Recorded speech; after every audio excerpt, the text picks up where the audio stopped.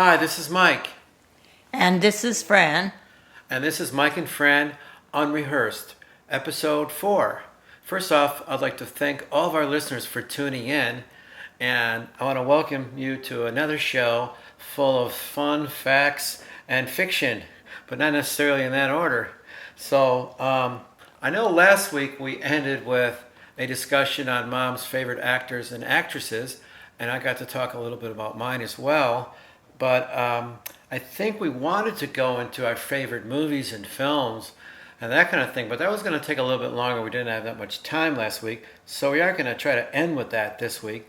But first off, I wanted to start off with a story of significance because last week on August 6th was the 75th anniversary of the bomb that went off in Hiroshima that wound up ending the war. And there was a wonderful article about a woman named Sachiko Masuoka who lived through that experience and is exactly 93 years old today, just like my mom is. And she moved to Chicago when she was in her 30s and lived the rest of her life here. But she had said things like her message was what? To make sure that this does never happen again, basically. Now, you remember when this happened, right, Mom? Yes, I was the same age as the lady that the article was written about. I was, oh my gosh, I think it was my first year of college. But it was such a disaster, such a hard thing to hear that happened, even though we believe that it helped us to end the war. But so many people were killed. And her message in there is hopefully that this will never happen again.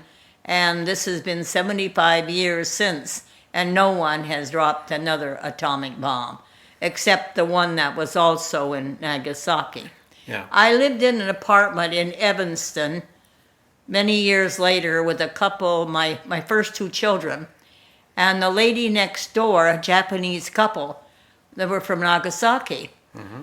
And of course, my mind was always questioning, I wonder where her parents were. I wonder what happened in her background.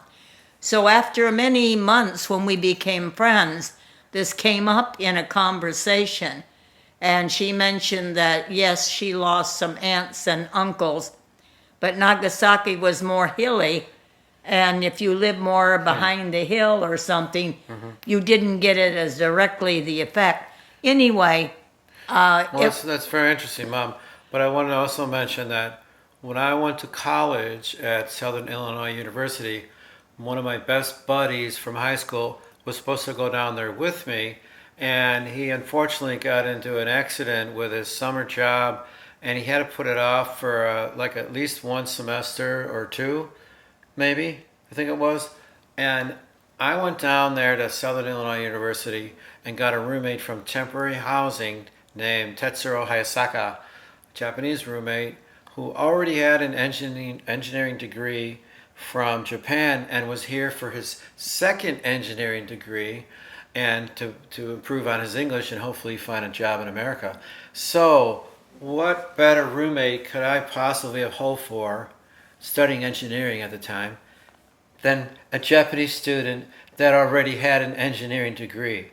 I mean, that was just incredible, and I never had expected that.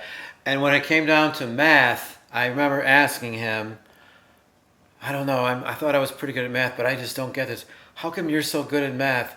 And he said, I'm Japanese. And I go, oh, okay, I get you now. All Japanese are good at. Well, he was of course, proud of the fact that he was good at math. But I found out later in life that not all Japanese are good at math, because you could ask a Japanese person that you know, and they will tell you the truth whether they are or not. But he did help me through some really hard times. In fact, he came over to our house, and at the time, I enjoyed hanging out with my newfound Japanese friends and would bring them home for the holidays, and I would have 8, 9, 10 of them over for Thanksgiving, you remember? And, yep. And they would bring their rice pots. They bring the rice pots with them wherever they go. And well, my friends would say, don't you know any Americans in school? And I'm like, well, sure, but I live in Chicago. I'm going to go back to Chicago. I want to meet people from other worlds and other countries, and that's what I did.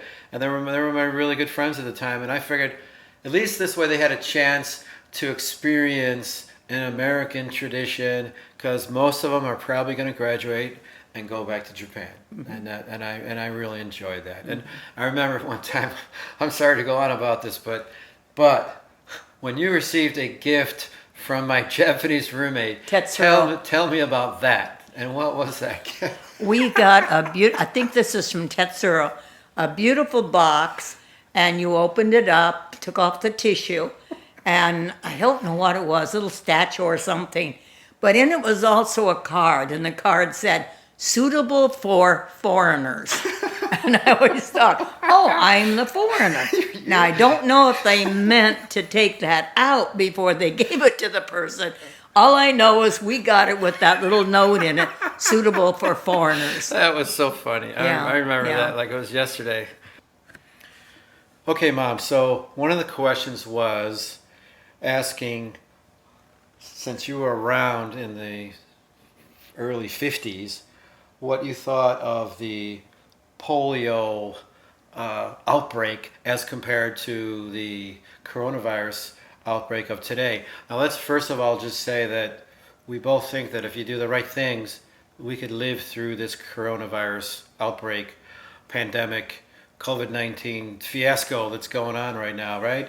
Wear the mask the proper way, put gloves on when you're outside, wash your hands frequently, and keep your distance, and I think you'll be okay. That's what we do. We stay home a lot. When I go out for essentials, I'm very careful, because wherever I go, Mom goes.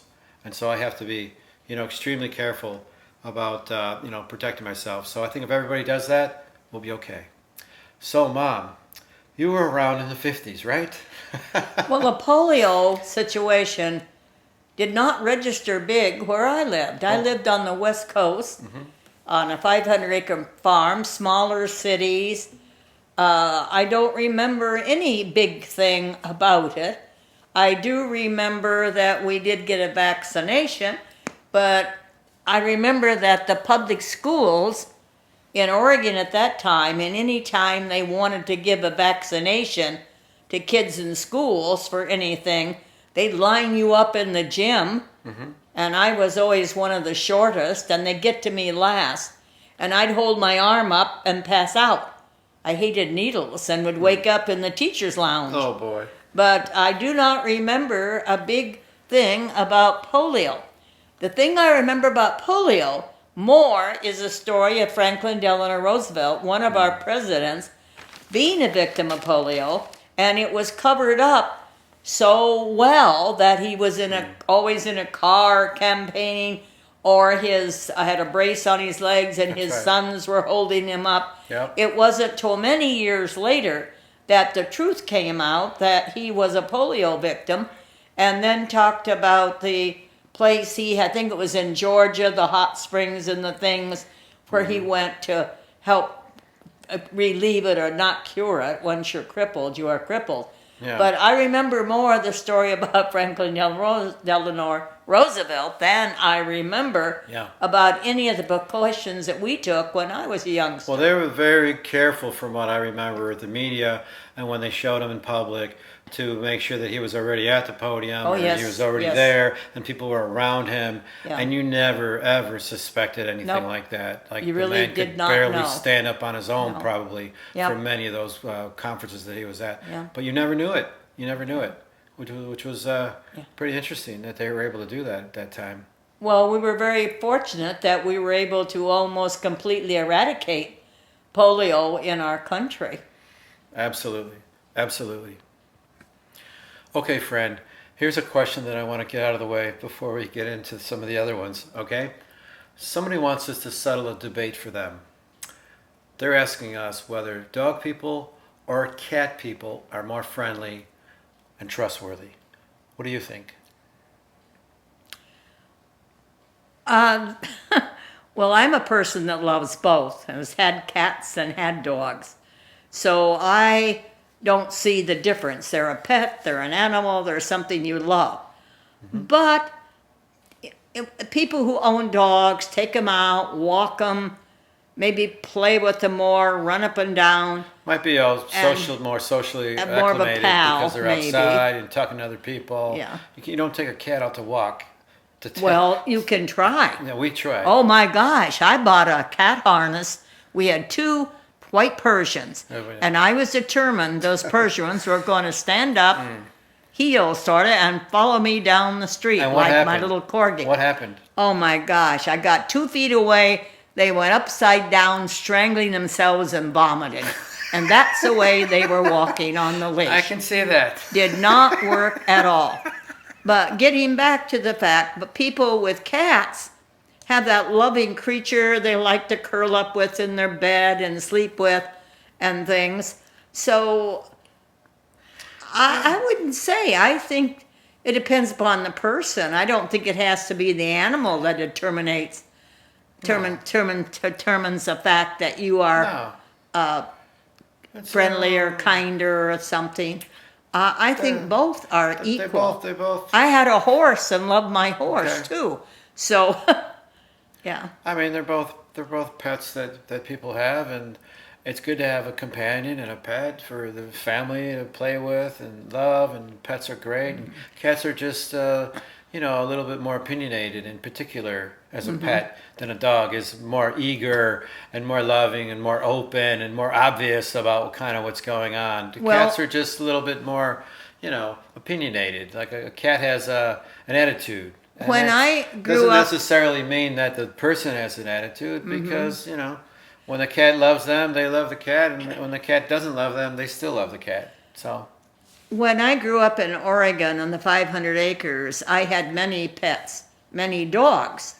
But my dogs did not last a long while. I would have a spaniel or a big shepherd or a collie, but they would go along the Willamette River and eat a dead fish and choke on the bones, die. Oh. Or they would go out in some areas where you put down a poisoning to kill some sort of animals, and they would get that and die. It seems like their longevity wasn't very long, but they were outside, had a doghouse, and were never ever in the house. That was the rule in my home. You Well, did that not was- have a dog in the house. That was a different time to have a dog. I did not have a cat. Well, we had a dog when we were first married with the kids. Oh, the best dog in the world. Jeannie Yvonne of Sandyshire. That's right. An English dog, the same kind that Queen Elizabeth liked, Corgi. the Corgi. Welsh Pembroke Corgi that had a dock tail. That's right. That means they didn't really have a tail. Yep. And they had this little back end that sort of wiggled like Gina Lola Brigida. So we called her Jeannie That's Yvonne of right. Sandyshire.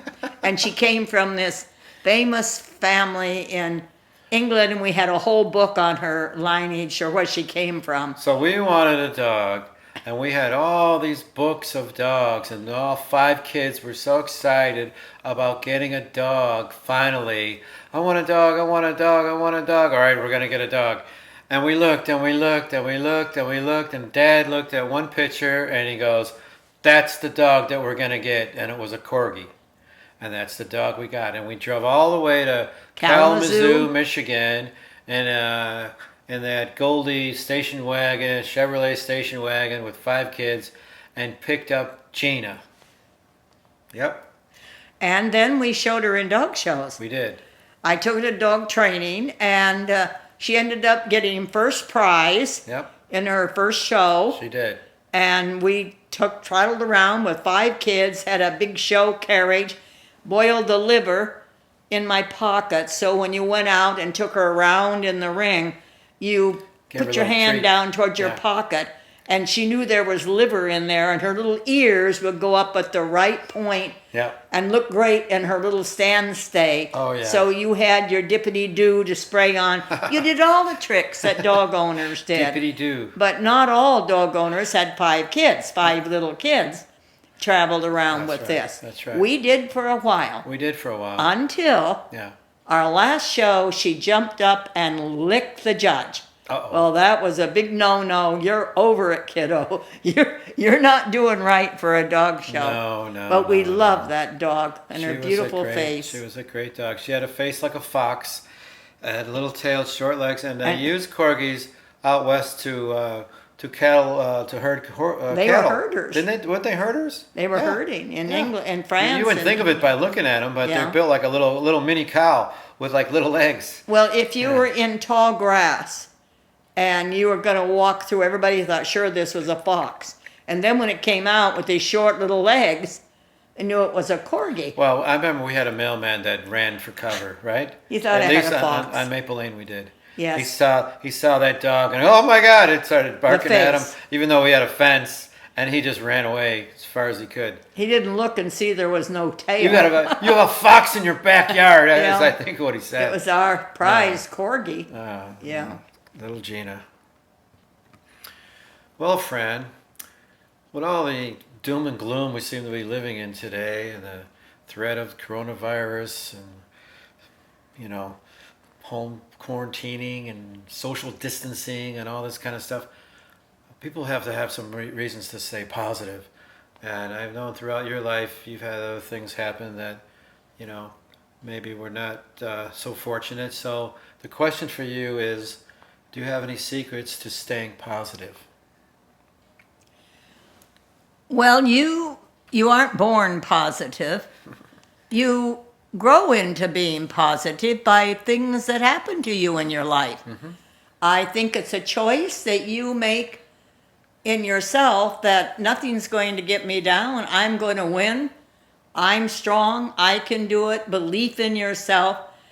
And I grew up as a happy little girl running around in the fields with a dog following her when I was young. Had many youngers and sisters. We had a great little life going out on the lake in a rowboat to get the duck eggs that the ducks laid. We'd put a stick on a tin can and nail it on and go out and scoop up the eggs. We had so many things that we did was fun, like at a tree house, and we played that we were Flash Gordon was the big hero then, and I was Dale Arden. But we had all these great things in life, and so why not be happy, be positive? But when you started to school and you interacted with other kids, now we lived down there where we had no neighbors close by. Mm-hmm. We didn't have people to our house. We didn't have birthday parties. We were kind of isolated in the house that didn't have the electricity, the plumbing, the water. We were sort of like pioneers. But it was a happy pioneer life. Mm-hmm. But I think in second grade or third grade, there was a movie producer who had a very bad breakdown that moved up to Eugene for a short period of time with his family. And for some reason, which I will never know, he and my father became friends. My father was not a big socialite, but for some reason, he and this man connected. Do you remember what his name was? No, not at all. Okay. And he brought his little son over to the house. Well, the little son was used to seeing this big house in Los Angeles. And so in about third grade, I got a note from him, scribbled in his little handwriting, said, "I love you even though you are so poor." Well, I kept that note for years, and I thought, I'm really not poor.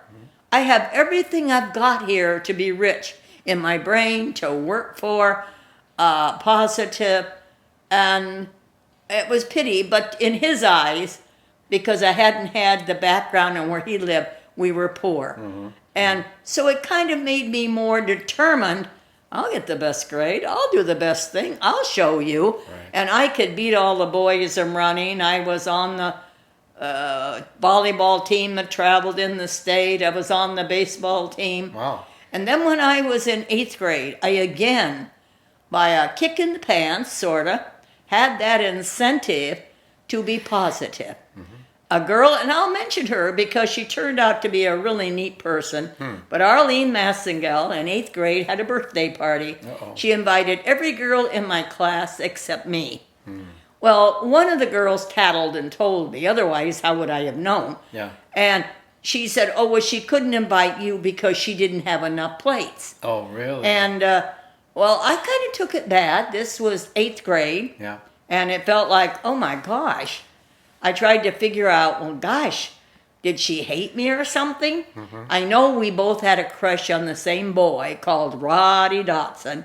So I don't know if it had anything to do Roddy with that. Dotson? Yeah, his father, I think, I can't remember. He had something, whether, no, he wasn't the one that owned the station. That But it reminds me of a name you told me once. It wasn't somebody that you dated, but it was a boy that you knew, and I couldn't believe Rusty, it. Is that his name? Rusty Gates. Rusty Gates? Well, his name was not Rusty, but he had red hair. Oh. So he was called Rusty Gates. Yeah. So that's what people call Yeah. him. Yeah. Oh my God. But anyway, that rather upset me. And here again, I pulled my little britches up and said, you know what? Yeah. I'm going to beat them all. I'll be smarter than everybody. I'll get good grades. Come on. Nothing's going to keep me down. So I made the honor rolls and high college, everything. I was great. Can't you think again about what your father said? Nothing ventured, nothing Yes, gained. my father. Isn't that In kind of a in way, the back of your mind? a way, it was always there. Yeah. But I ran into Arlene Massengill many, many, many years later when she was married. Do not know her married name. Went with my girlfriend Roxy, who just passed away this last year. And it was the first reunion that University High had with Eugene High. Eugene High was a big school with thousands, and we were the little high school on the University of Oregon campus of maybe 300. We were small. Anyway, and I had to sit beside Arlene and her husband. She was the nicest, pleasant. She remembered we had the best relationship in grade school. You did? I was one of her best friends. Oh my God. And her husband smiling. And I sat there thinking, What the hell? she never once ever shed any tear over what happened.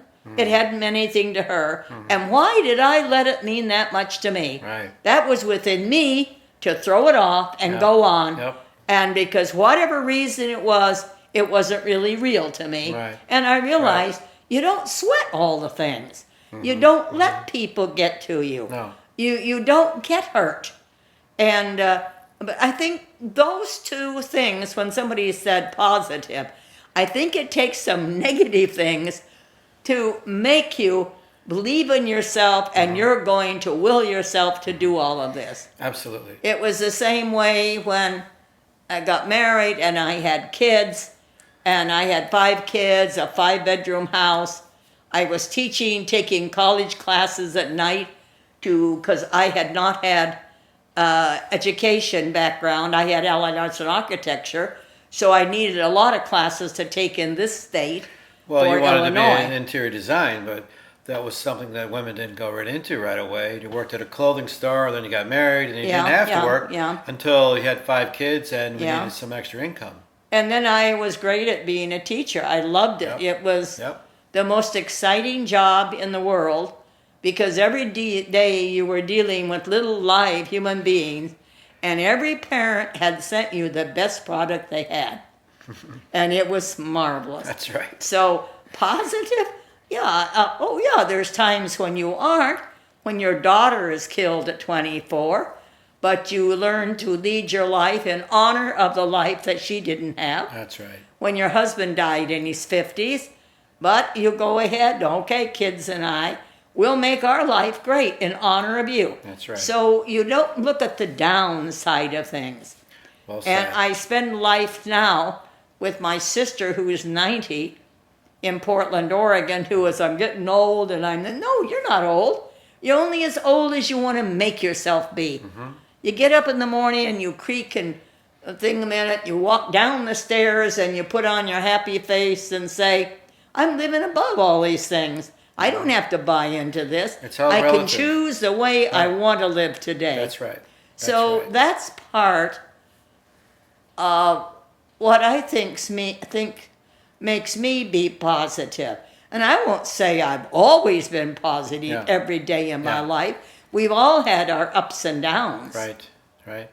Absolutely. All right, Fran. So one of the questions we got was, Michael, you sound so young to have a mom in her 90s. Were you like a later on child that maybe wasn't expected? Right? No. I'm the middle of five. I'm a Gemini. I'm happy to be a Gemini.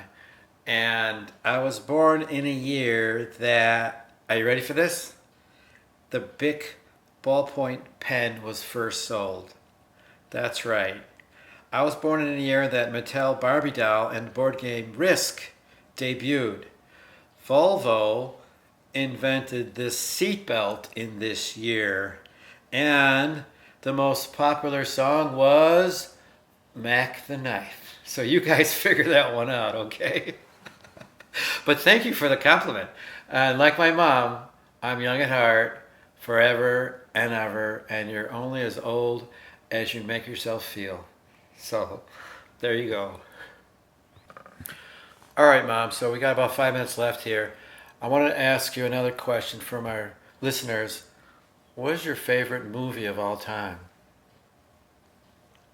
Well, my favorite probably would be Schindler's List, because Schindler's List was so deeply embedded in you at the end Oh, yeah. when it Oh, was yeah. black and white and then turned into color when they were putting stones on the graves. You remember You what walked out of there like yeah. you were in I a was gonna say, cathedral. you remember couldn't- walking out of there? you No, could- you couldn't hear a pin drop. No. It was like we were in a trance. You're like, what That's have we right. just witnessed here? Nobody could cough, No. say a word.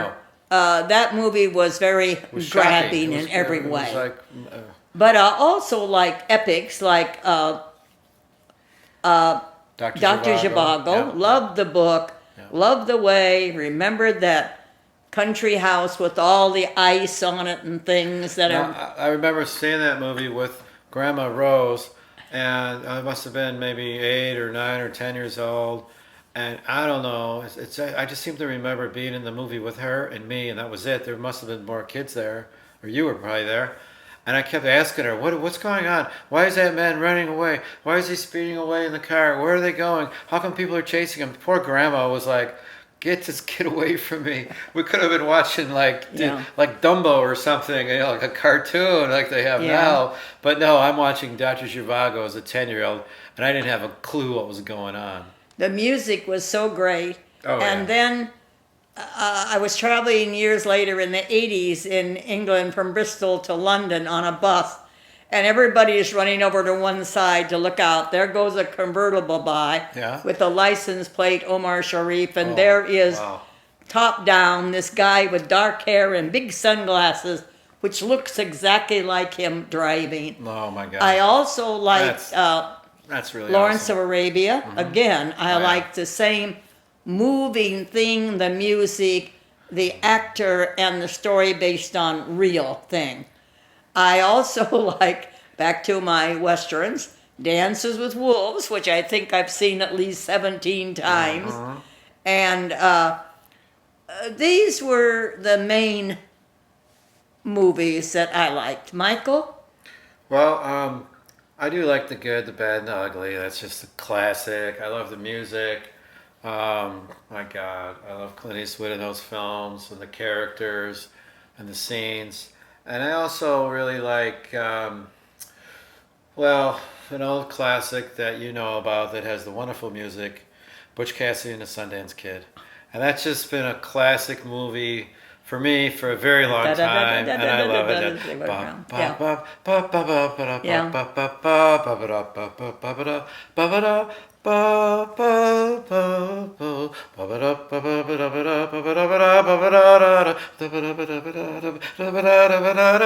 I can't do that part. Come on, Mom, help me out.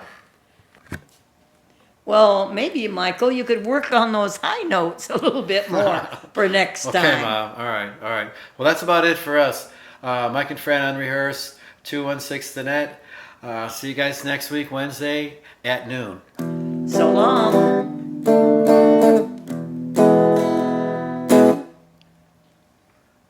All right. You All right, they let's like hear that? the whole You thing. think they like that tune? We'll see.